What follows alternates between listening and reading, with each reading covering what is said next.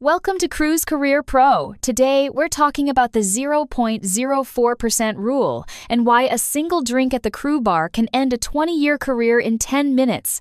I've watched it happen more than once. And every time, the person who lost everything thought the same thing. It won't be me. Let me tell you what I know from the inside.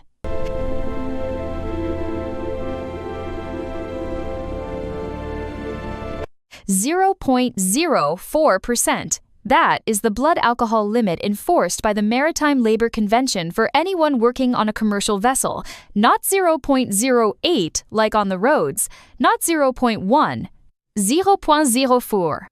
That is roughly half a standard drink for most people, one glass of wine if you are on the smaller side.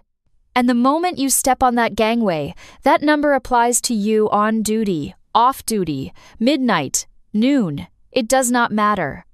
This is nice. We needed a break. Yeah, it's been a long week. To surviving another day. Cheers to that.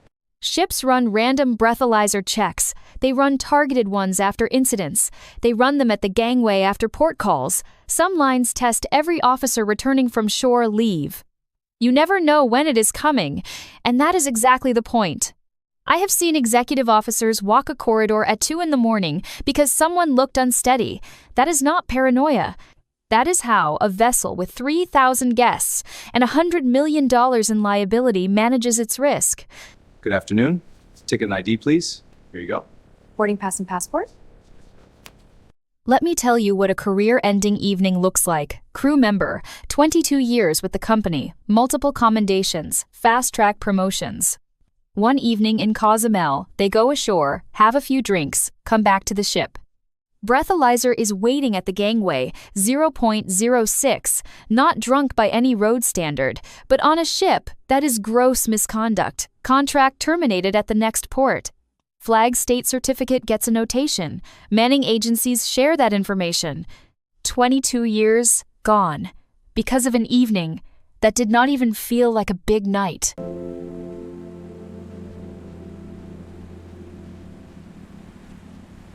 People think being off-duty means being off the rules. It does not.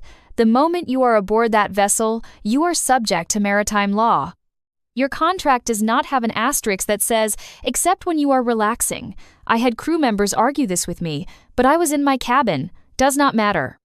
If something happens, a medical emergency, a fire, a guest incident, every officer needs to be operational. That is the legal standard. That is why the number is 0.04 and not 0.08. Everyone, to the muster station. Follow the signs. This way, dear. Please, keep moving to the assembly point. Here is how experienced crew manage this.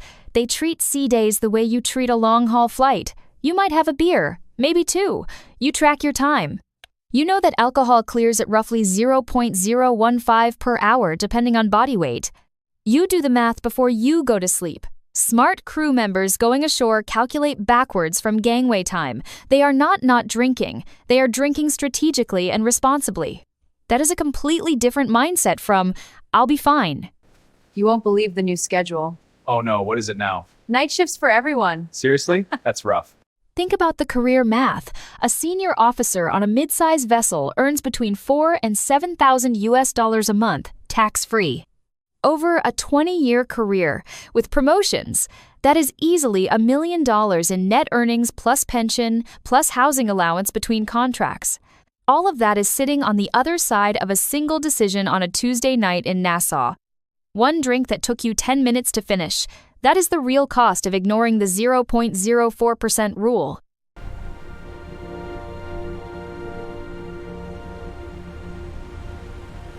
That's my take on the 0.04% rule. It is not about being a killjoy. It is about protecting everything you have built.